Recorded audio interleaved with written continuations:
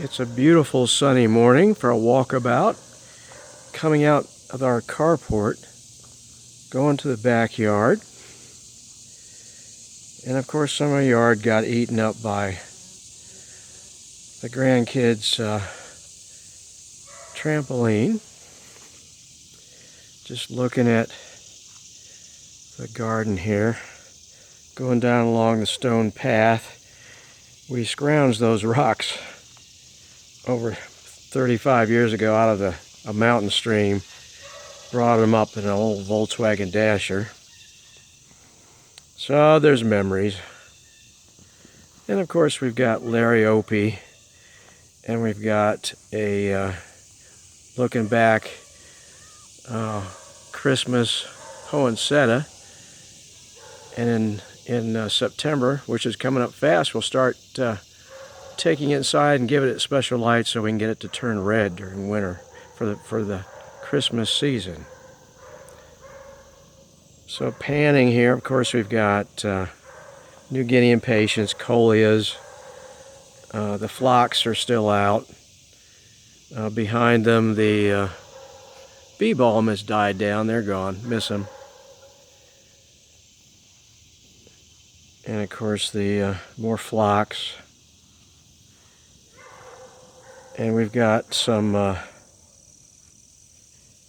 black and blue, kind of a bluish, dark, intense, almost indigo color there. Coleus, red coleus, and sweeping around. And we're looking up down the yard and then sweeping around to the greenhouse area.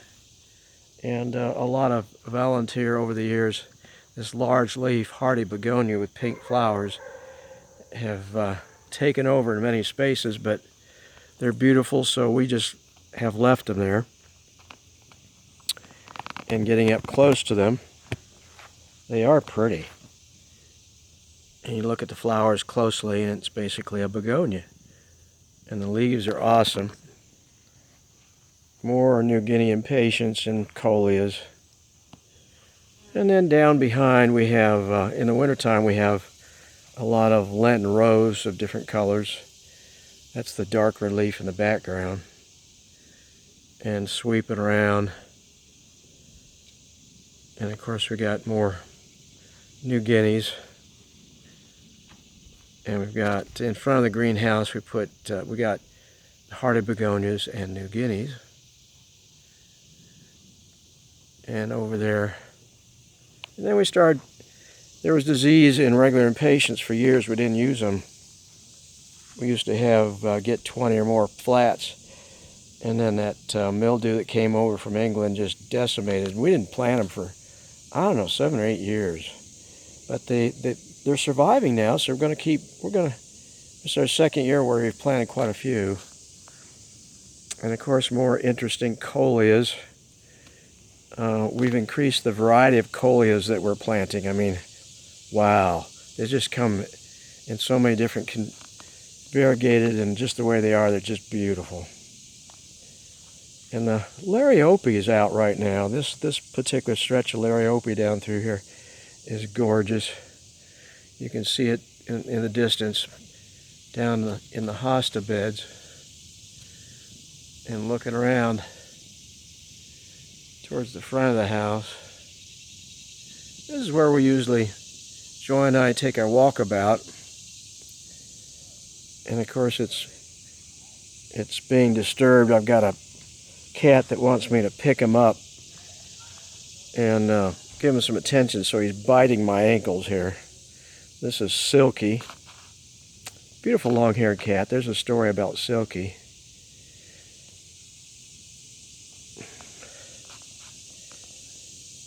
And more Lariopie.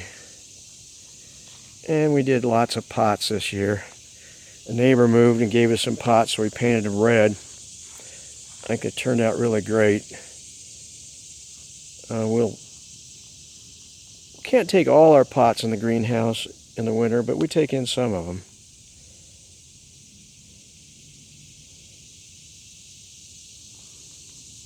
I'm probably moving this camera too fast. It's trying to focus. going down the side yard and sweeping back. I got some white lariopie there, and then the lavender lariopie. And there's lots of different hostas, shapes and colors. My wife has got probably close to 400 different varieties of hostas.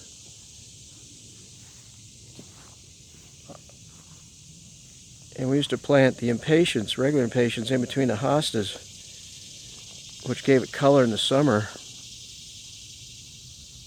which was wonderful. Looking down, there's the azalea bed. I put New Guineas around that this year. First time. And there's enough sun there, and they've really filled out and look great.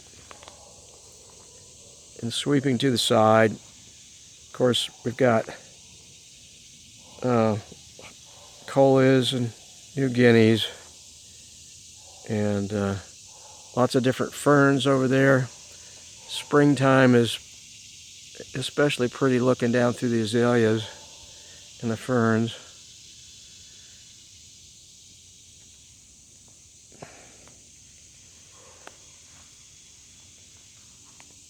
And we're walking down to the front yard here. And here on the left, it's kind of cool. The really tall, I'd say 8-foot tall Mexican sunflowers. They get really tall. I've had some up to 14 feet tall, and then they tend to fall down. And but they'll stay rooted. So I put a little soil over the root ball. But you end up with a configuration of, and then they turn themselves up to the sun. So you end up with a nice clump of flowers coming up from the ground, which is really desirable. A lot of plants, they get too tall and leggy. Zinnias, they get too tall and leggy. And so I purposely, I've just run out of time, but I intend to do more of this where I purposely lay down Mexican sunflowers, because they get this bright orange flowers, and the foliage is wonderful. Insects basically leave the foliage alone, which is great. Any plant that doesn't get eaten up by bugs, I like. Just going along the edge of the azalea bed here, and then swinging over to another section of the yard where we got evergreens and sweeps down here. We're getting close to what I call our dry ditch, and we lined it with rock 35 years ago. Made a little waterfall, and adding New Guineas. Yeah, January of 22, I started making cuttings of New Guineas that I had taken into the greenhouse, and made over 1,000 cuttings. I need 2,000. 1,000 is not enough. Took me over a month to plant them, and I thought I was going to need back surgery. This little circuit, actually it was going to be a fire pit. The kids, we put a tent up out front, and so I was going to make a fire pit there. Well, we never got around to that. So I just turned it into a flower bed this spring and put some, I did 5-inch cuttings off of another angel trumpet, and here it is in August, and it has blooms on it from 5-inch, just a small, well, I guess 5-inch cuttings. Put them together there in that pot. Really love the way it turned out. And of course, any flower that's that big is just really cool. And then looking up to the, we've got a little metal bridge, and planted New Guineas along the boulder. The boulder was quite interesting. The story is, when we first bought this house, or looked at it the first day, it was in like April, and it started to snow outside. But we didn't know there was a house. We stopped at the bottom of the drive. Let me just go and look up at the house. You could not, we didn't know there was a house. There was so much thicket and overbrush and lots of trees. You could not see the house. We didn't know there was a house up there. So it took years to clear out all the brush, and when I was clearing out the brush, it was taller than I was down here. I found a little piece of the stone right here at where this stone has the curve. I could see a little piece of stone in the ground. It was only about 8 inches in diameter, and I started digging, and I found this big piece of the mountain. I said, wow. So we reconfigured the ditch that used to come straight down along the drive and forced it to meander down through the yard, add some waterfalls to it, and ended up with this beautiful configuration. Yeah, we just came out of the ivy there and took a straight ditch, which has water in it some months of the year. Yeah, we'd love to have water all the time, but no, don't have that. And then because I had more New Guineas this year, I had a few in this bed along the drive, which has got perennials in it. We've got some sedum, autumn sedum, and we have purple cone flowers that come back, and we have a stilby,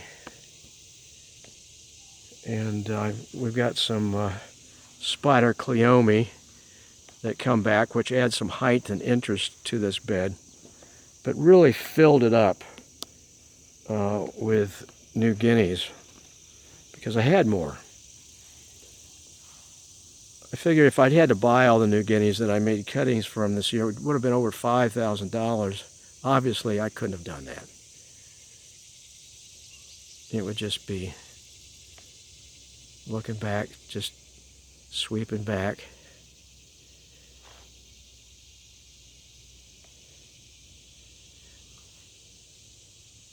And one year, when we were here over 35 years ago, we got 20 tons of stone brought in from Tennessee, field stone. And of course, when they dropped it at the end of our drive, the ground shook. Oh my. And when we drive around the countryside or different places, you know, a big pile of mulch, we lust after that, and big piles of stone, we lust after that. So right down here is where we dumped the stone. We had to build a flat place for it, support it, bring gravel in, because when they raised that truck up to dump 20 tons, it would have tipped over if it hadn't had good solid ground. So that was a project well worth it. It looked like a big pile, but it's never enough. And the coleus, this is the looking at we don't have much sun, so we plant the stakes. We plant green peppers here, and they do well. And then last year I said, man, that's boring, and I put some New Guineas. I had a few left over last year, and so I put some New Guineas here, and this year I filled it in with New Guineas and celosia. I mean, the celosia I grew from seed. It's a plant that the insects don't bother. I love that. And here's our call this my pink dogwood bed. Comes out in the spring. Actually, I guess it's a red dogwood. Okay, just looking up at the yard. This is the entrance to our driveway. This is where we came down to. We thought it was the road, the concrete part was just an extension somewhere. We were curious. We were looking for a house, and we got to the top, and we were embarrassed because we found a house up there. Can't see it hardly from here, but couldn't see it at all. So now we lined it with flowers. There was nothing here. This is the first year I did impatiens. I do a lot of these things without being authorized by my wife, but I just have a vision of what it's going to look like. Instead of just the Stelladora daylilies there, in amidst them I put New Guineas, and they're just gorgeous. They get big. Some of them plant at the same time. Some of them grow over 2 feet. Some of them, because they're just not getting quite enough light, they seem to be stunted. That's okay. August, I'm still moving things around. I'm going to dig up the New Guineas that aren't doing well and relocate them in some new beds I'm making. And of course the mailbox with the coleus combination, and also discovered that Nicotina, or these 4 o'clocks, get huge, and they can have a root bigger than a fat carrot, and so they actually come back up next year and they're bigger. There again, it's a foliage. The insects don't eat it. I like that kind of flower. And it comes in reds and pinks and yellows and white.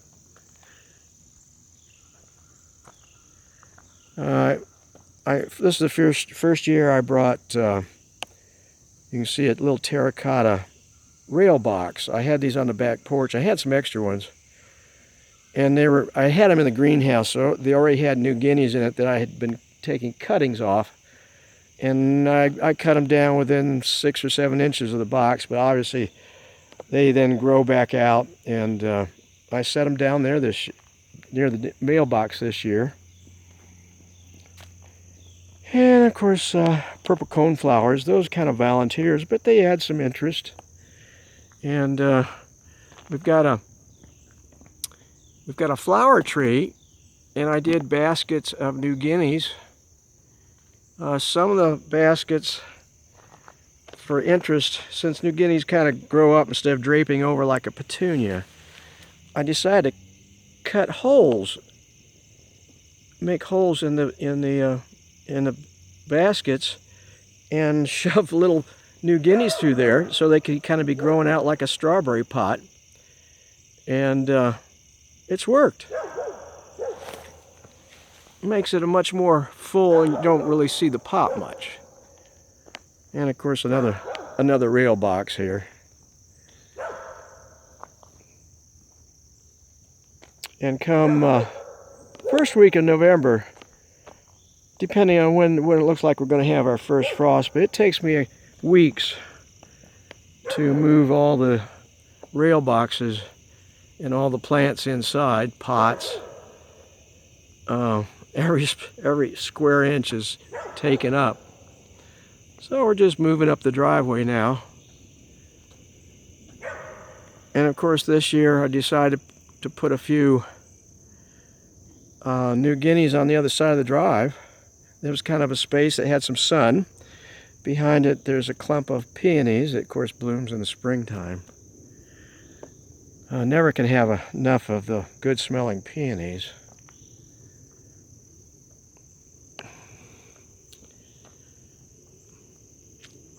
And of course I mentioned we've got this autumn sedum, which is really big. I think they've gotten bigger this year because I fertilize the New Guineas in water quite frequently with Miracle-Gro.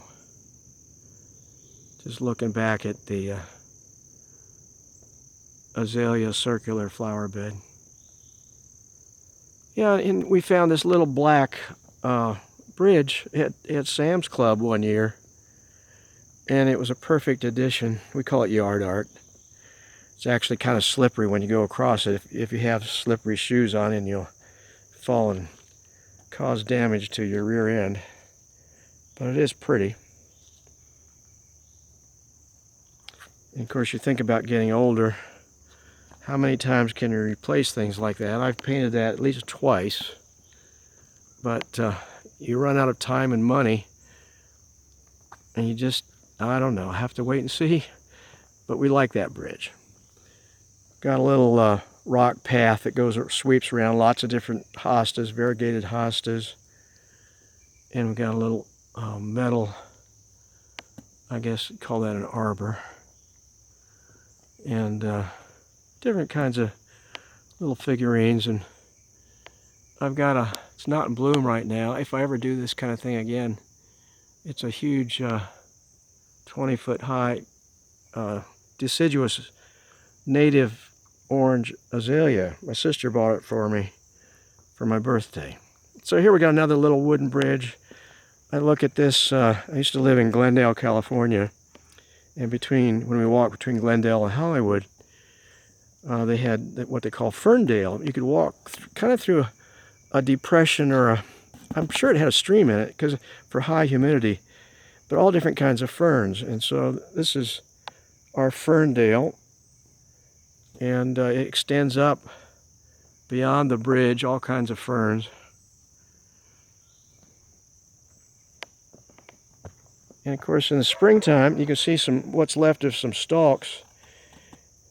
That was Solomon seal, if you know wildflowers. But the deer, boy, they've just trimmed off a lot of our wildflowers, and of course here they've trimmed off a lot of our hostas. It's okay. It's a garden, and it's their salad, and it's okay. And of course we always have sticks falling down, so we have piles and piles of sticks. Not going to take you up this path this morning, but there's our birdhouse bed.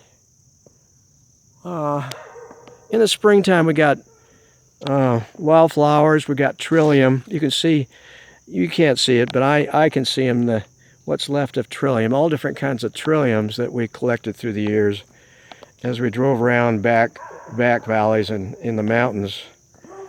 Of course, we never dug up anything on federal land, otherwise we'd be in prison right now instead of enjoying our garden. But so that's a really much more interesting area in the spring. And we're going back up the drive, and we got flowers in hostas.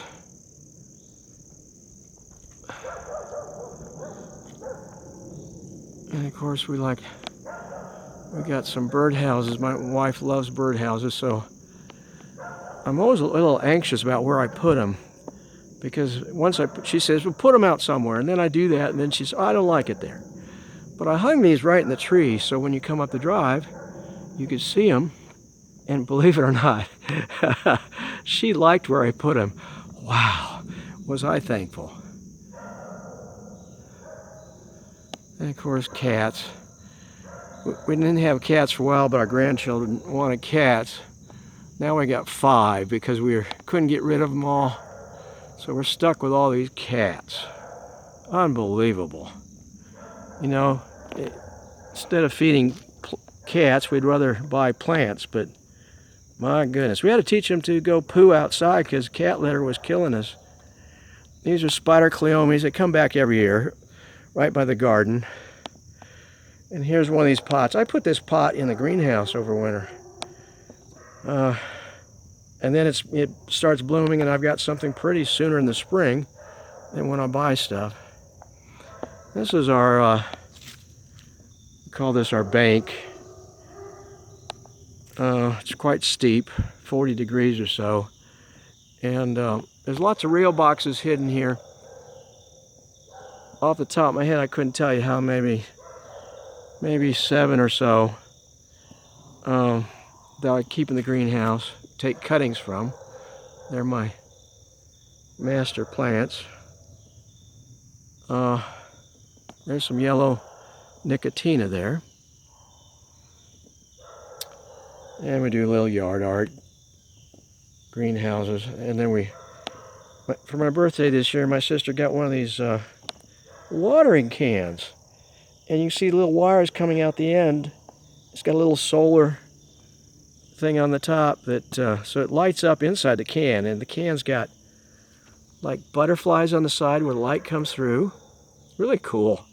And then it has twinkling lights that, like water being poured out to the plant down below in the shoe.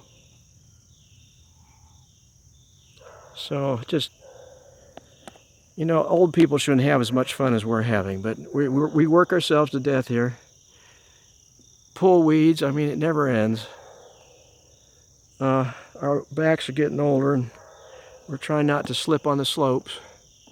So when they talk about life being a slippery slope, believe me, we have experienced that. Now this is the original trumpet plant that I got last year in the spring, and it was only a couple of feet high, but now I'd say it's 7 feet.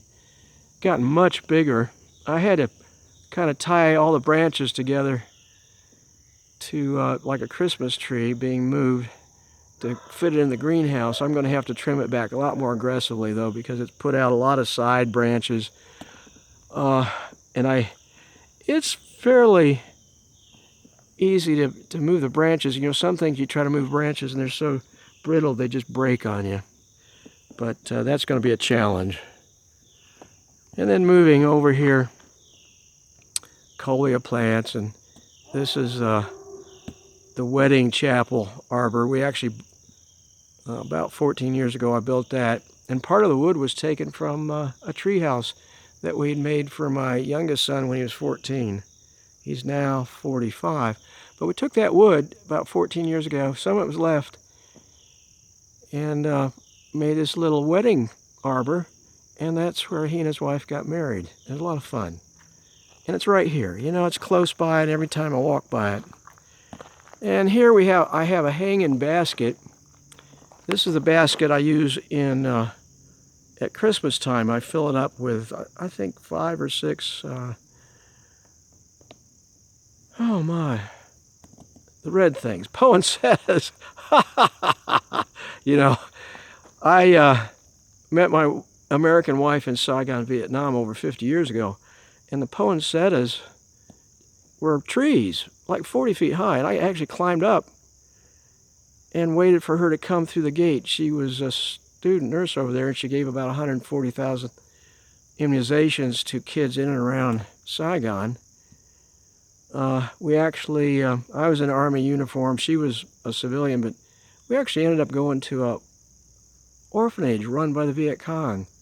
You know, I wasn't abducted by people like they were in Good Morning Vietnam, but they, you know, we were taking care of the children. They didn't bother us, and we didn't bother them.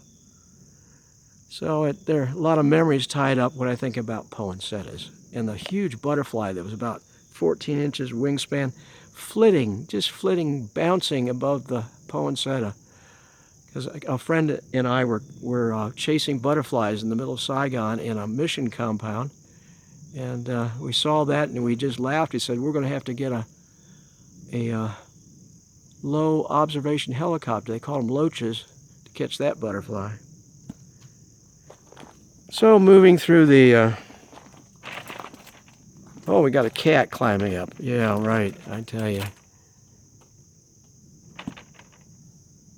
They're worth it to me. You know, we've had metal cats, wooden cats. To have real cats go around the yard. They follow us around when we're gardening. They're very curious, and so they're worth it to have to feed them. They're beautiful. And they do catch moles occasionally, which is to the delight of my wife, because the moles dig underneath hostas and just destroy them. So we have many garden paths. I bought a rototiller many years ago when I got laid off from a nursing job because I was going to tell the truth, and nobody wanted to hear the truth. So they said, Larry, go take some time off. And I bought a rototiller. And that's an inflation story. It cost more than the original Honda car 25 years prior to that, just for a rototiller. But it's a great device to make paths. And so we have paths that go in many different directions off in the woods. And because I'm getting close to the end of this, and I have the name of this, the grand staircase. I was going to have the kids paint these signs for me. I don't know. They just don't want to get around to it. But I'm going to end, since we're getting close to 30 minutes. So, grand staircase, we had some impatiens along this in pots. and they drop seeds, and the volunteers come back, and you end up with a staircase full of flowers. Well, thank you for your patience. I've enjoyed walking around, and have a good day. Bye-bye.